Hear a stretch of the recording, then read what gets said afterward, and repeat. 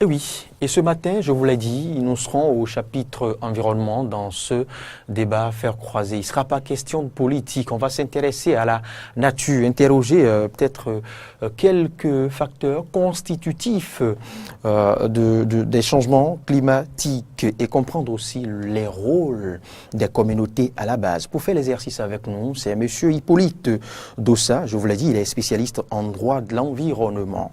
Hippolyte Dossa, bonjour. Bonjour. Et merci de votre disponibilité. Face à vous, Corneille Haïssé, il est rédacteur en chef adjoint de la radiodiffusion Diaspora FM. À nouveau, bonjour Corneille. Oui, Loris, bonjour. Mesdames, Messieurs, bonjour. Alors, on l'a dit, rôle des communautés à la base. Que retenir des politiques ou réactions des communautés locales, selon vous, dans la gestion des changements climatiques? Merci, Loris Freddy. D'abord, je crois que c'est une question importante, c'est une question qui intéresse et qui nous permet aujourd'hui de définir un peu les rôles, disons... Oui, là on me fait signe que Corneille n'est pas encore présent à l'antenne, c'est le temps qu'il clique sur le bouton adéquat pour pouvoir être présent à l'antenne comme nous. Voilà, on va retrouver en attendant Hippolyte Dossa. Hippolyte Dossa, je demandais tout à l'heure à Corneille l'essentiel, ce qu'on peut retenir au fait de la gestion des communautés à la base dans ce qui concerne les changements climatiques. En fait, merci. Ce qui est intéressant, c'est d'abord de voir que les questions de gestion du changement climatique ne peuvent pas se conjuguer sans les populations à la base. Parce que c'est elles qui subissent de plein fouet les conséquences liées au changement climatique. Et malheureusement, aujourd'hui, tout est parfois fait ou tout est fait pour placer le débat ou les actions à un haut niveau au sein des États. Et il reste que ces actions, les communautés à la base s'approprient ces actions et puissent les conduire véritablement. Alors, je disais tantôt, y a-t-il des politiques spécifiques à définir, à déployer pour une bonne gestion des changements climatiques? Je l'ai dit sur en tout cas lors d'une émission avec M. Corneille. À la radio, sur la 102.3. C'est important de voir que la décentralisation est un tremplin pour l'appropriation par les communautés à la base de tout ce qu'il y a aujourd'hui comme action. Évidemment, il faut voir quelles sont les conséquences des changements climatiques sur les activités des populations à la base, comment les ressources d'existence de ces populations sont menacées et en fonction de ce qu'on a identifié, mais programmer les actions. Et il y a aujourd'hui ce que nous appelons les plans de développement communaux, comme dit PDC. Les PDC doivent servir de levier pour porter ces actions. Et ces actions doivent être définies en fonction des besoins de chaque communauté. Et je crois que spécifiquement, il faut des actions d'adaptation. Il faut vraiment des actions d'adaptation et évidemment d'atténuation aussi, parce que étant en plein dans ce qu'on peut appeler les conséquences, il faut atténuer et s'adapter. On y reviendra tout à l'heure. Corneille Haïssé, vous avez suivi Hippolyte Dossa, planter le décor. Je vous lançais tantôt sur ces politiques types à déployer, puisque quand on évoque des questions de décentralisation, ce n'est pas que la gestion des marchés, ce n'est pas que la gestion des rues et autres, des tas d'ordures et autres. Il y a aussi la gestion des changements climatiques. Tout à fait. C'est vrai que nous ne sommes pas spécialistes de la gouvernance locale, mais étant sur le terrain chaque fois sur des productions liées à l'environnement, nous faisons certains constats généralement que vous et moi faisons. Monsieur Dossa a commencé par évoquer des problèmes liés à la gouvernance locale en matière de l'environnement, comment les collectivités à la base s'impliquent dans les politiques de développement, que ce soit dans tous les domaines pratiquement. Mais ici, il est question de parler de l'environnement. Et permettez-moi de revenir un peu sur quelques définitions pour mieux replanter, je peux dire ainsi, le décor. Quand souvent on parle de changement climatique aujourd'hui, on ne va pas commencer par définir, tout le monde sait ce qui se passe. C'est des variations. On est à une étape un peu irréversible dans certaines variations parce que lorsqu'on commence par constater des variabilités au niveau du climat, les climatologues vous diront qu'il faut attendre, il faut l'observer sur 30 ans d'abord avant de conclure que ça c'est un changement climatique. Si c'est par exemple la perturbation des pluies, si c'est l'élévation de la température et autres, aujourd'hui tout le monde est d'accord, même le président Trump qui est un peu sceptique au départ a commencé par comprendre qu'effectivement il y a un danger. Donc la vérité sur les changements climatiques aujourd'hui, ce n'est pas de l'utopie.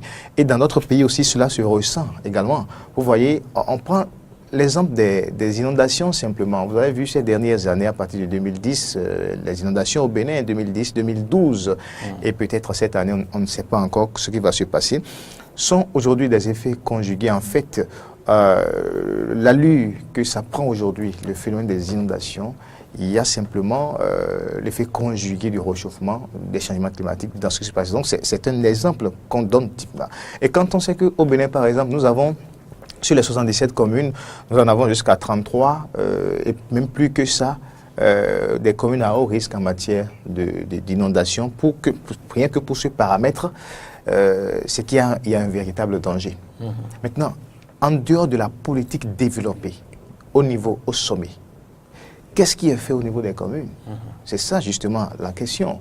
Le Bénin étant signataire de la Convention-cadre des Nations Unies sur les changements climatiques, a un plan, a une stratégie de mise en œuvre de cette convention. Quel est aujourd'hui le rôle des communautés à la base dans cette politique nationale de mise en œuvre de la Convention-cadre des Nations Unies sur les changements climatiques? Est-ce qu'indépendamment de ça, dans chaque commune, vu les problèmes spécifiques que cela pose, quand je prends par exemple la commune de Soava, n'aura pas forcément les mêmes problèmes que la commune de Zé ou que la commune de Tofor en matière des problèmes liés au changement climatique. Donc, ici, quels sont les problèmes spécifiques qui se posent dans chaque commune? Est-ce que les communes aujourd'hui arrivent à identifier, à étudier, à identifier les problèmes spécifiques qui se posent dans les communes en matière de changement climatique? Quelles sont les politiques que ces communes mettent en place indépendamment peut-être de ce qui est fait au sommet, au niveau de l'État, pour ne pas attendre que le danger soit là. Quand on parle aujourd'hui de l'inondation, dans plusieurs communes, dans beaucoup de communes à risque, par exemple, vous allez voir, les gens attendent, et c'est quand un jour, il y aura débordement, on va commencer par dire état d'urgence, on commence par appeler le maire, on commence par appeler le président de la République au secours, la communauté internationale au secours. Mais aujourd'hui, qu'est-ce qu'on est en train de faire? C'est ça, aujourd'hui, les problèmes que nous avons. Donc, il faut deux types d'actions. Des actions d'atténuation et des actions d'adaptation. Parce qu'aujourd'hui, la lutte, c'est du sens que cela se mène. Quand on dit l'adaptation, c'est simplement qu'il faut aujourd'hui réduire la vulnérabilité des pays, des communes face au changement climatique. Et ensuite, l'atténuation qui concerne les politiques ou les projets initiés pour la réduction des gaz à effet de serre qui sont aujourd'hui responsables du réchauffement. Donc, la question est à ce niveau. Malheureusement, le diagnostic, en tout cas pas un diagnostic, mais le constat que nous faisons souvent quand nous travaillons sur ces sujets, c'est que vous allez voir dans les communes, d'abord, généralement au Bénin, il y a une faible implication des collectivités à la base dans les problèmes liés à l'environnement. Généralement, quand vous prenez les maires, quand vous prenez les conseillers, quand ils sont au cours de leur mandat, sont préoccupés peut-être par leur élection. Comment faire pour... en fait, on fait plus de politique politicienne que de s'intéresser aux réels problèmes de la maison. Donc déjà, quand on prend déjà le volet de l'environnement, il y a une faible implication. Mais il y a aussi des blocages, des insuffisances. Quand vous prenez les communes, par exemple, est-ce qu'ils ont les cadres nécessaires pour pouvoir diagnostiquer tel face à tel problème, tel comportement qu'il faut avoir? Dans les PDC, M. Dansou l'a évoqué tout à l'heure, dans les PDC, quelle part est réservée à la gestion des changements climatiques dans les communes? Là est toute la question. Alors, Hippolyte Dossa, vous avez suivi Corneille Haïssé. Moi, je voudrais vous demander, au regard de votre expérience, au regard de vos connaissances intellectuelles et de votre expérience au-delà des frontières du Bénin, puisque vous évoluez, vous avez une petite expérience aussi, je crois, au Canada. Je crois. Alors, en comparaison à ce qui se fait au Canada ou dans votre région au Canada, est-ce que les élus locaux, les politiques développées par les élus locaux au Bénin répondent aux exigences de gestion climatique? Je l'avais dit dans ma première intervention, il faut comprendre que au niveau des conventions cadres sur l'environnement, sur les changements climatiques, c'est beaucoup plus resté, ou ça a tendance à rester au niveau fêtier de l'État, c'est-à-dire c'est beaucoup de structures qui sont au niveau des ministères, encore que les questions environnementales sont très très transversales aujourd'hui. Et bon, on disait quand même beaucoup de gouvernements, les gouvernements successifs au niveau béninois essayent de les ramener, de spécifier. La plupart des conseils communaux disposent quand même d'un département environnement, oui, je crois. Oui, il y en a mais dans la commune d'Abomey-Calavi. Corneille l'a dit tout à l'heure. Malheureusement, on est encore dans l'apprentissage de la décentralisation. C'est vrai que c'est un processus. Il y a au sein des communes, oui, des départements, des postes de chargés des questions environnementales, des questions de changement climatique.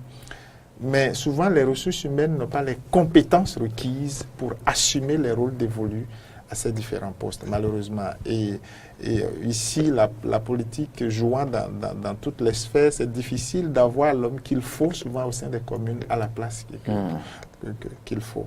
Et on ne veut jeter la pierre à personne, mais c'est important, on devra aller vers cet idéal-là. Parce que dans notre apprentissage de la décentralisation, il faut conduire les choses de façon à les améliorer. Et je pense que le processus est enclenché. Il faudra peut-être du temps, mais il ne faut pas trop non plus prendre du temps, puisque pour parler des conséquences des changements climatiques, ça n'attend pas. Ça.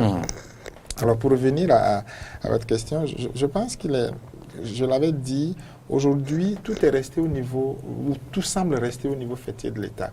Mais la décentralisation est une aubaine pour nous. Il faut donc arriver à utiliser ce tremplin-là pour permettre aux communautés à la base de réellement s'engager dans la résolution des problèmes liés au changement climatique. Il a dit tout à l'heure, souvent, quand on le voit, on a envie de se demander qu'est-ce qui se passe. Au sein des communautés, imaginez, il a évoqué le cas de la commune de Soava, imaginez la commune de Soava, par exemple, où vous êtes, il y a les inondations et il faille attendre quelqu'un qui puisse venir de Cotonou ou de l'extérieur pour apporter l'aide. Je suis d'accord que l'aide est nécessaire parce que, soyons sincères avec nous-mêmes, aucune des communes, fut-elle commune à statut particulier comme Cotonou et les autres, mais ne possède encore toutes les ressources nécessaires pour une sorte d'autosuffisance dans la gestion des conséquences liées au changement climatique. Donc, il va être important d'aller mobiliser des ressources extérieures. Mais lorsque on attend d'abord les ressources extérieures pour agir, on se pose la question. Mais si elles n'arrivent pas, ça veut dire qu'on reste dans le sinistre. On va rester dans les problèmes liés à la gestion des changements climatiques. Donc, c'est important de voir quels sont les réflexes que les populations elles-mêmes doivent avoir. Et les PDC, les plans de développement communaux, doivent élaborer, concevoir des actions concrètes, pas forcément chiffrées en termes de milliards ou de millions, mais déjà à partir des sensibilisations, à partir d'organisations internes, mobiliser ou tenir mobiliser les populations locales pour que, en cas de survenance des effets néfastes des changements climatiques, qu'il y ait un réflexe déjà avant que l'aide n'arrive. Et c'est très important. Alors, vous aussi, si vous comprenez bien, vous avez évoqué une série de facteurs qui bloquent ou empêchent quelque peu cette bonne gestion des changements climatiques, surtout au niveau décentralisé. Vous avez évoqué l'inadéquation profil et poste dans nos communes, la trop grande politisation et aussi l'absence, la presque absence parfois d'un département ou d'un service environnement dans les différents conseils communaux. Mais oui, qu'est-ce qui se fait dans votre zone au Canada? Au Canada, il ne faut pas... Bon, quand vous avez commencé à évoquer la question, j'avais envie de dire comparaison n'est pas raison, mais essayons, puisque nous aspirons quand même au statut de ces pays. Apprenons quand même. On veut quand même... On dit de nous que nous sommes des pays en voie de développement et de ces pays qui sont des pays développés. Donc, quelque part, on aspire à devenir ces pays-là en matière de... Puisque vous avez bien fait de nous placer au cours primaire de la décentralisation, dans vos propos liminaires. C'est important. Dans ces communautés-là, il faut dire qu'il y a une sorte de rivalité saine entre les municipalités pour arriver à contenter les populations. Et chaque municipalité s'organise pour voir comment faire face aux effets des changements climatiques. Évidemment, l'État, puisque c'est l'État au plan national, pour parler de la province de Québec, et puis l'État fédéral, que le Canada, va venir au secours de ces municipalités-là. Et les rôles sont bien déterminés.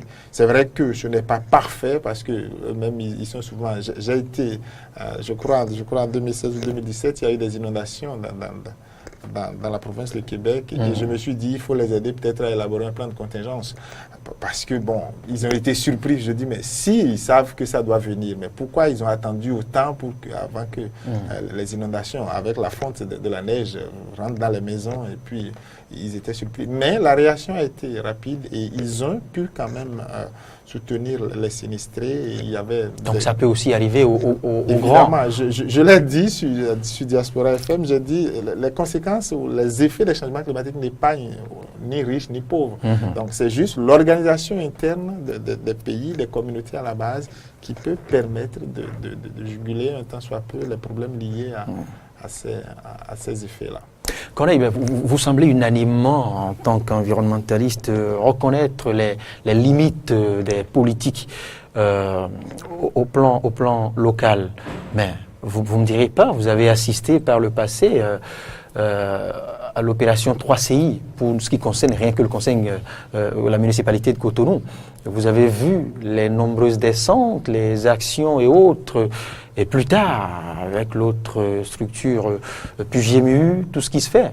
Donc c'est vous dire, même si cela ne se fait pas dans tous les conseils communaux du Bénin, l'action est lancée et on sent un démarrage quelque part, à Cotonou déjà. C'est vrai que quand on ira dans les contrées reculées, à Abomey ou autres, ou même au-delà d'Abomey, toutes les communes n'ont pas les mêmes risques d'inondation. On ne parlera pas d'inondation, par exemple, vers les zones de Zado et autres.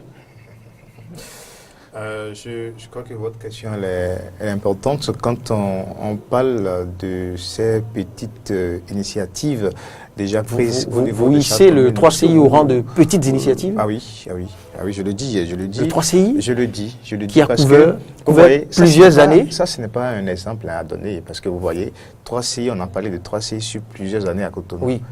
Mais regardez ce qui se passe aujourd'hui. Ça reste une des campagnes phares. Quand il goûte un tout petit peu, quelques millimètres de plus seulement à Cotonou, et vous voyez déjà à Cotonou sur l'eau. C'est ça. Mais pourtant, on a parlé de 3CI pendant plusieurs années. Est-ce que 3CI, entre-temps, a été vraiment conduit comme 3CI, ou simplement, dans cette 3CI-là, c'est Cotonou en campagne pour les inondations? Il y a eu beaucoup de voix, entre-temps, qui ont dénoncé, en fait. C'est déjà que les autorités au niveau de Cotonou avaient déjà... c'est déjà un mérite d'avoir quand même initié quelque chose concernant les problèmes spécifiques de cette commune, de la ville, face aux problèmes liés au changement climatique ou aux inondations. Mais ici, il est question d'aller plus loin. Parce que la gravité du phénomène face à la réponse qu'on lui apporte, si déjà il y a un déséquilibre en faveur de cette gravité-là, c'est qu'on n'avance pas, on n'évolue pas.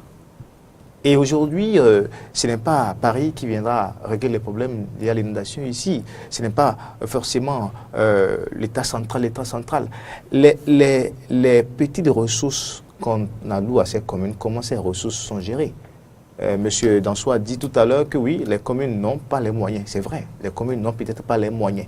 Mais les peu de ressources qu'on alloue aux communes aujourd'hui, est-ce que ces fonds sont réellement destinés à ce pourquoi les fonds sont alloués? Vous voyez, vous avez vu les rapports FADEC dans ce pays, les fonds qu'on a, voilà, comment les gens dilapident les sources. Donc c'est ça, aujourd'hui, les problèmes. Alors, il faut maintenant revoir un peu qui il faut à la place qu'il faut. Vous avez évoqué le cas d'une commune, je ne vais pas revenir là-dessus, la cellule environnementale, où les gens sont incapables de s'expliquer face à un petit problème. Les gens sont incapables de vous dire, oui, il y a ci, il y a ça. Ne serait-ce que sur des thèmes, à quoi mesurez-vous leur incapacité? Oui, sur des thèmes techniques. Oui. Sur des thèmes techniques, les gens sont incapables de vous faire une petite interview de 2 minutes, de 5 minutes pour nous dire oui, il y a telle chose. Ça voudra dire quoi? Est-ce que c'est vraiment le spécialiste qu'il faut? Oui, Corneille, vous n'allez pas les cribler de critiques parce qu'ils n'ont pas été dispo, parce qu'ils n'ont pas le temps matériel qu'il faut pour vous accorder une interview. Ça ne suffit pas. C'est pas parce qu'on se retrouve dans l'incapacité de cacher cet art qu'on fait tout pour éviter les hommes de presse. Pas seulement. Je le dis, je sais de quoi je parle, le risque d'abord. Alors, quand on revient un peu au système mis en place, l'État central a ses politiques. Au niveau de la commune, c'est vrai que les politiques menées au niveau de l'État central auront des répercussions, c'est sûr, prennent en compte parfois des problèmes spécifiques dans telle zone. Mais comment est-ce que les acteurs doivent eux aussi s'impliquer?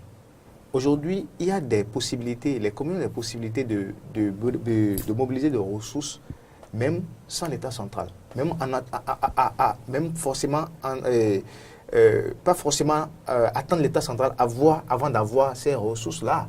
Aujourd'hui, il y a le fonds vert pour le climat, surtout pour les pays en voie de développement. Ce fonds existe. Et lorsque les communes ont des projets bien ficelés, ces communes peuvent gagner quand même du financement à partir du fonds vert. Le Fonds mondial pour l'environnement existe aujourd'hui. Et il y a beaucoup de fonds. Lorsque vous prenez les finances climat, il y a beaucoup de possibilités aujourd'hui.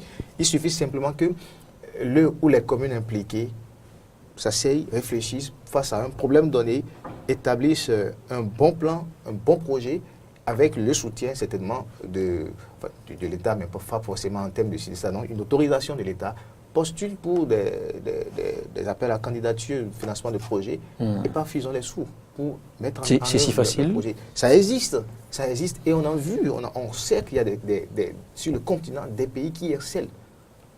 Quand vous prenez le cas du Sénégal, c'est arrivé. Le Sénégal a gagné plusieurs projets dans des communes, rien qu'à partir de ces canaux-là. Donc, est-ce que les communes aujourd'hui, en fait, ne sont pas les maires, les conseils que nous avons? Est-ce que ce n'est pas seulement les affaires domaniales?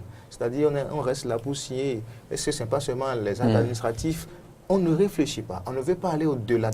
Vente de parcelles, lotissement et autres. C'est ça. Qui les absorbe et consomme plus. C'est ça les problèmes que nous avons en réalité. Le gros lot de leur mandat. Alors, quels sont les autres facteurs, Hippolyte Dossard, qui plombent, je dirais, la gestion de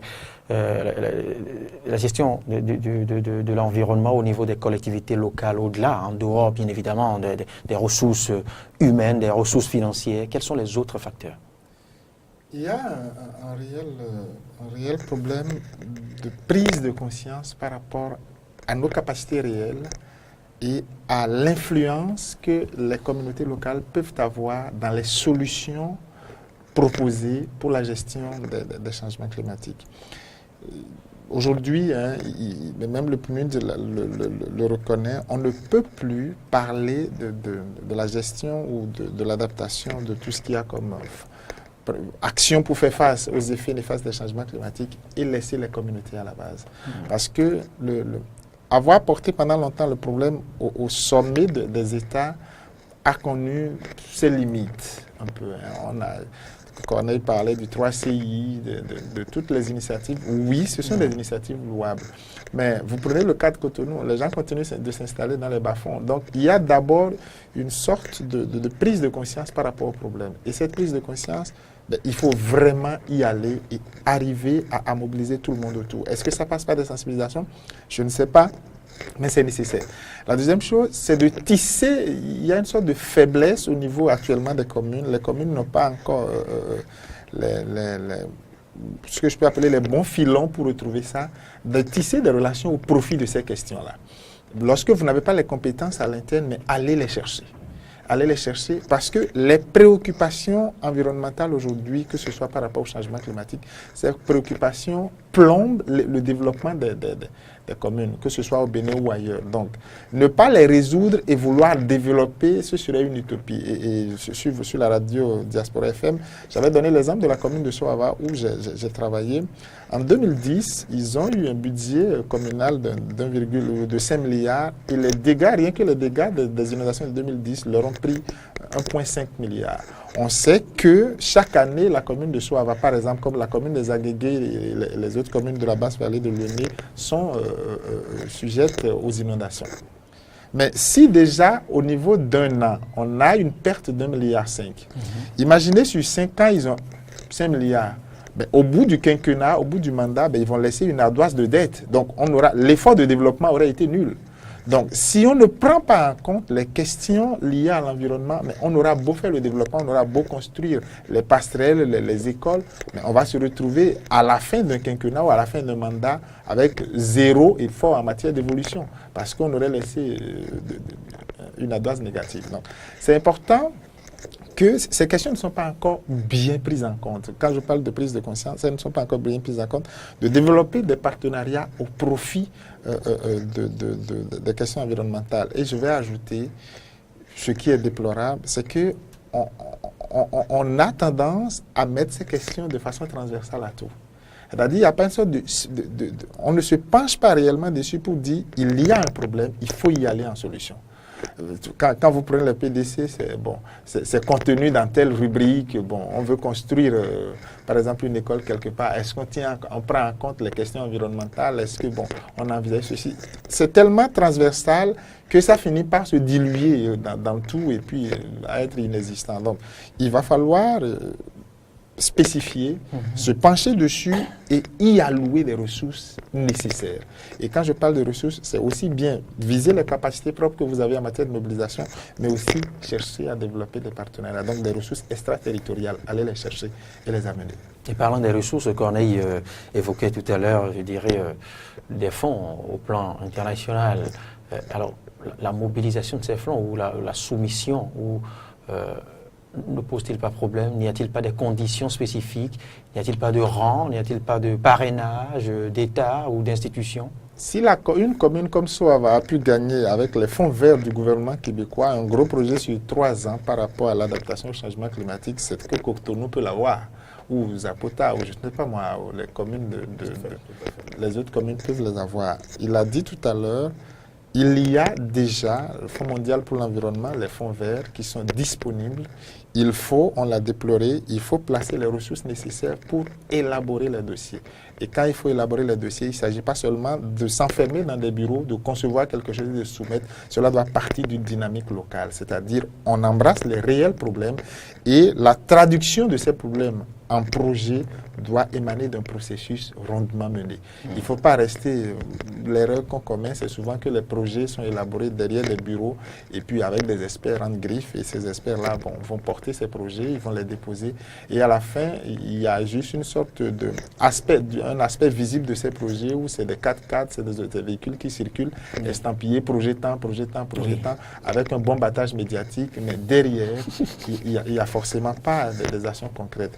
Et comme je dis, je n'ai pas envie de faire une publicité, mais j'ai vu la commune de Soava à travers le projet Climato. Et d'ailleurs, le ministre de Souwi était là et puis il en a fait il a apprécié et il s'est totalement engagé à accompagner cette commune. Donc, il y a une dynamique là-dedans où les gens veulent s'organiser, veulent sortir de cette situation où on attend forcément tout de l'extérieur. Oui, l'extérieur va rapporter, mais il faut compter d'abord sur les ressources propres. La commune de Soava a compris. Que faire pour passer le message? Que faire pour ils ont développé des partenariats avec l'extérieur, c'est-à-dire ce que presque toutes les communes, presque tous les maires tentent de faire. Oui, mais quand un maire voyage, c'est pour un partenariat peut-être avec la dernière localité de la France ou quelque part. Vous me direz pas le contraire. Le maire de la commune de Soava n'est pas allé au Canada, mais je sais que même de sa chaise à la commune de Soava, il a pu développer un partenariat avec l'Université Laval, où moi j'étudie actuellement.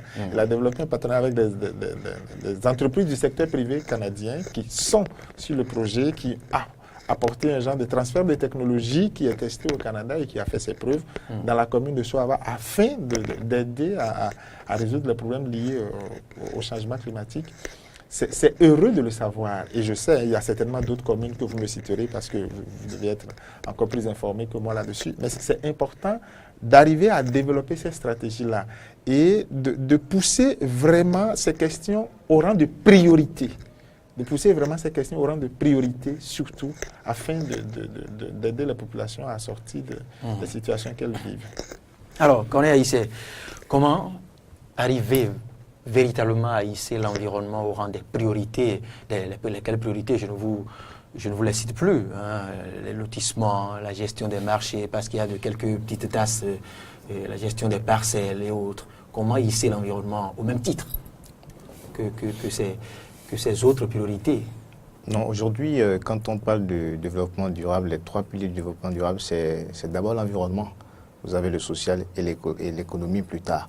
Alors, quand vous prenez les communautés décentralisées, c'est un problème de prise de conscience. Monsieur Dansou l'a dit tout à l'heure. Lorsque vous prenez par exemple les projets ou les programmes développés par l'État central, ou peut-être pas des partenaires techniques et financiers qui interviennent, nous en avons beaucoup dans le pays, on va commencer par citer ici. Pourquoi les effets de ces projets ne sont pas durables dans les communes ou au niveau des zones bénéficiaires? Simplement parce que lorsque ces programmes s'achèvent, il n'y a peut-être pas de suivi ou les populations, les concernés n'ont pas suffisamment l'éducation environnementale qu'il faut ou la conscience qu'il faut pour pouvoir entretenir les acquis. Et s'il n'y a pas de projet relais, c'est que on ne sent pas. Quelques années après, on s'entend. C'est comme ça, il y a beaucoup de projets de reboisement, par exemple, dans beaucoup de communes. Mais aujourd'hui, quand vous passez dans ces communes, c'est comme si rien n'a été fait. C'est ça, justement. Donc, il y a un problème de prise de conscience à tous les niveaux. Qui, aujourd'hui, nous avons comme maires? Qui sont ceux qui nous avons comme maires? Qui on a comme conseillers locaux? Est-ce que dans leur politique, est-ce qu'aujourd'hui, ils ont compris que l'environnement, non seulement une notion transversale, mais tout ce que nous devons faire aujourd'hui, on doit d'abord penser au volet environnemental. Avant d'installer une école, avant de construire un bâtiment, avant de mettre une usine quelque part, il faut faire d'abord le projet d'étude d'impact environnemental et savoir quelles vont être les influences, les perturbations éventuelles de ce projet sur telle chose. Vous avez appris dernièrement, l'actualité, une usine à Logosoré, à Sabalou, qui de 2003 a pollué suffisamment, c'est un crime environnemental. Et aujourd'hui, nous demandons au gouvernement de Patrice Talon d'aller au-delà. Les complices de ces gens-là, ces promoteurs expatriés qui sont dans le pays, qui ont commis ce désordre environnemental dans ce pays, il faut les punir. Comment vous pouvez comprendre que 2003 jusqu'en 2018, que finalement le gouvernement a pris la décision de sanctionner de cette usine-là. Alors, mais pourtant, il y a des maires dans cette localité, il y a des conseillers, il y a des chefs d'arrondissement dans cette localité-là. Donc, vous voyez, c'est ça, problème de prise de conscience. L'environnement, ce n'est pas inutile. Lorsque vous avez un fleuve à côté de vous, un lac à côté de vous, ce n'est pas quelque chose d'inutile. Lorsque vous avez une végétation, une forêt, ce n'est pas quelque chose d'inutile. Mais chez nous, on va dire, oui, c'est la poubelle, on peut jeter tout dans le lac, on peut jeter tout dans le fleuve, sans savoir qu'on est en train de compromettre sérieusement la chaîne de production. Donc, il est question de faire prendre conscience à tous ces élus que nous avons et que désormais ils puissent intégrer véritablement les problèmes liés à l'environnement dans les plans de développement. Nous avons, au cours d'un reportage dernièrement, discuté avec un élu de Calavi, mais qui nous a dit, oui, nous sommes conscients de ce que vous dites, mais que voulez-vous?